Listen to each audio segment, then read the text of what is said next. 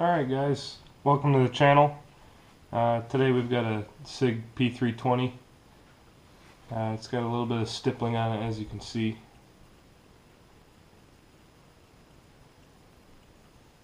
Just a light stippling. It's not anything too coarse. It's actually pretty comfortable in the hand. And we're going to actually polish this barrel up. So I really like the look of the Sig Nightmare, both in the 938 and 238. So we're going to polish the barrel and see what we can come up with. Alright, so first things first, I want to make sure we're clear. Don't need the magazine, obviously. You can see inside there, clear. Alright, I'm going to take the slide off. Set the frame aside. So these barrels are fairly durable right from Sig. You can see there's some markings on this one, especially on the bottom, which is common. So I'm going to try just using some polish and a Dremel tool, and we'll see where that goes.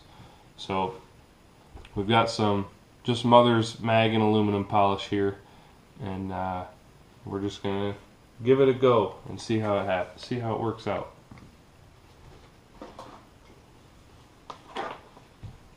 So with the aluminum polish, or mag and aluminum polish, you don't want to use too much. So you just a little bit on the tip of your finger, and then rub that in. If you've got too much, just wipe it on the lip of the can, and you won't have to worry about it splattering everywhere as soon as you fire up your Dremel. So obviously you want to use a low speed on your Dremel. I usually start with the lowest speed and you work up from there, but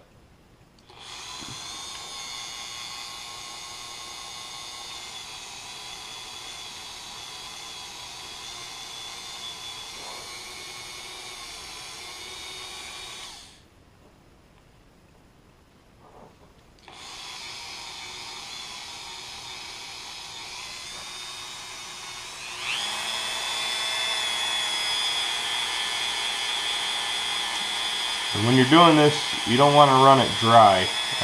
It even says right on the polish there that as soon as it dries up, you should wipe it with a terry cloth. Alright, we'll give it a couple times down here, and you can see it's already starting to come off. There's kind of the factory black and sheen of it. And then you look at the part that I've already polished.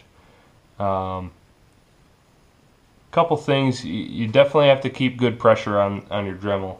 I got a variable speed Dremel. I'm running mine right around 1500 RPMs, and keeping good pressure on it. You know, if obviously the more pressure you put, the faster it'll polish through that coating down to the bare metal. I do want to try to keep the coating inside the lettering. So over those areas we'll have to go a little smoother, or a little softer rather, to try to keep that coating inside to give it the polished look with the black lettering. So we'll keep going here, and I'll cut back and forth so you guys can see my progress. So I ended up soaking this in vinegar. It was taking quite a long time to do it the other way, and figured, well, why not let it soak overnight in vinegar. This coating, it's obviously not just a bluing, which is on a lot of barrels. Sig is a quality barrel. They're a quality company, so a little more work to get it into that polished state. But as you can see, most of that coating has come off, and there's just some patches left. So we'll take the Dremel here and finish polishing it up quick.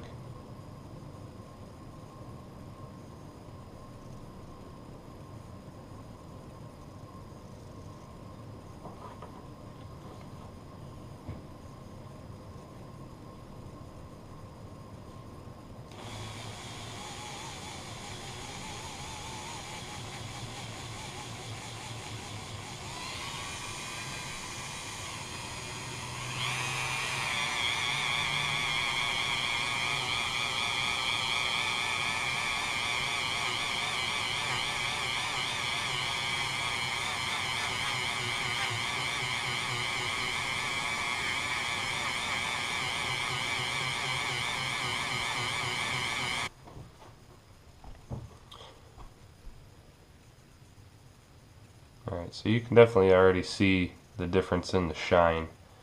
There's still some of that coating on there, but that's the only part that's really going to take a little bit to get off. As far as the areas where the coating is non-existent, like right here, it's super quick and easy to shine right up. So obviously the big challenge is getting that coating off so that you can polish it from there. I don't think that Mother's is the best way to get an actual nitron coating off. If it was bluing, sure, you could get away with that. But being that this is a actual firearms coating that's meant for longevity and durability, you know, you're going to need something to actually eat away at that coating a little better.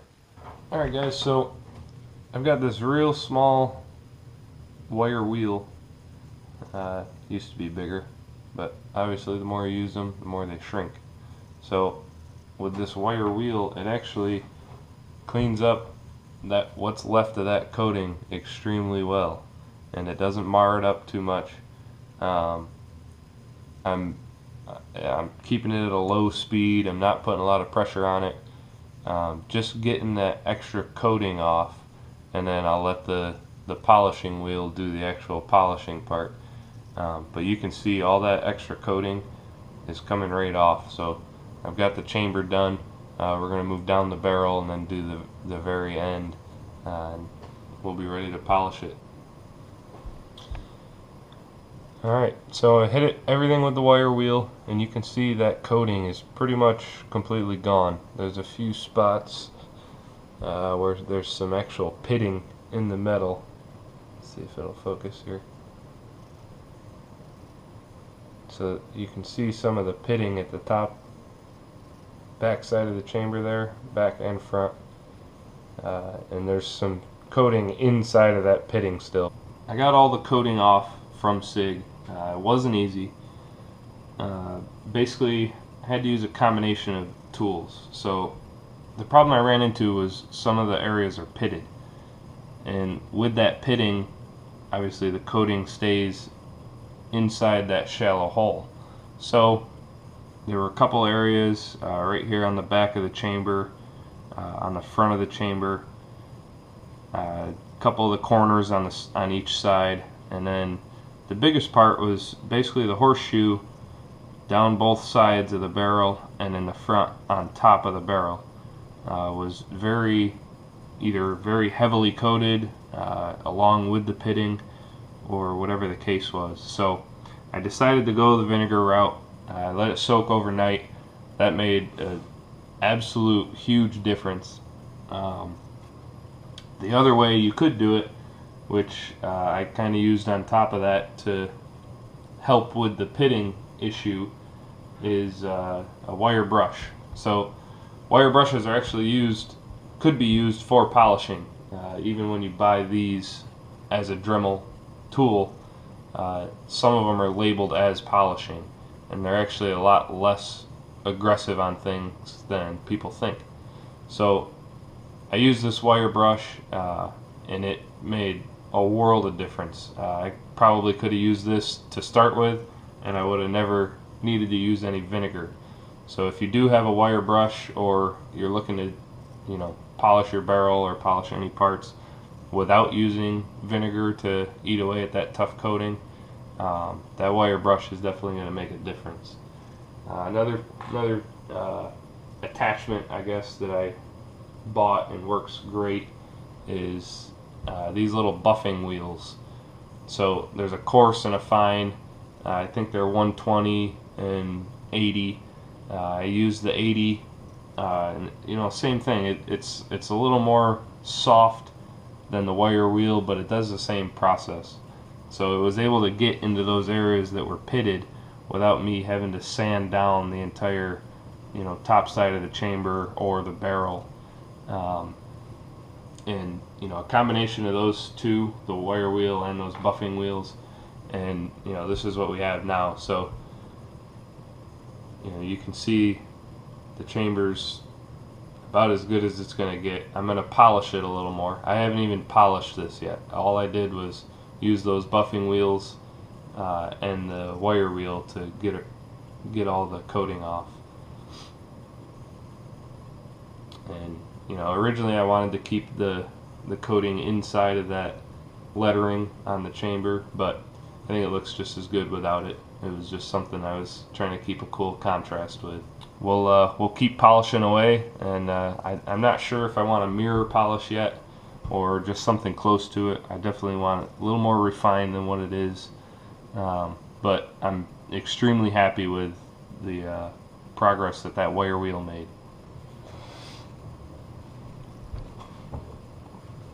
Alright guys, so here's the final product. It came out excellent. There is a light mirror finish, which is pretty much exactly what I was looking for. And what I mean by that is, I'll just use my pocket knife here for an example. If I hold this knife close, let's see if I can get the angle there, you can actually see the mirror finish. But then once the knife fades, that mirror fades. And that's about 6 inches away. It loses the mirror, it turns into a blur. But like I said, that's kind of exactly what I was looking for. I didn't want it to look basically so shiny it's just going to sit on a shelf, but I want it to pop, I want it to look good. So we'll put it all back in the gun, and we'll show you the complete result at the end. I also have the slide catch and the trigger sitting in vinegar right now, and I'm going to try to polish those up. I don't have the new trigger yet that Sig is sending out to, I guess, fix their mistake, but I'm going to polish the one I have. If I don't like it, I can always put the new one on once I get that one in the mail. Again, we're all done. I finished up the trigger and the slide stop. So you can see they came out pretty good. About the similar sheen as on the barrel. I wanted it to be, shiny but not a pure reflection. So we'll put it back together and show you guys the final image. See what it looks like.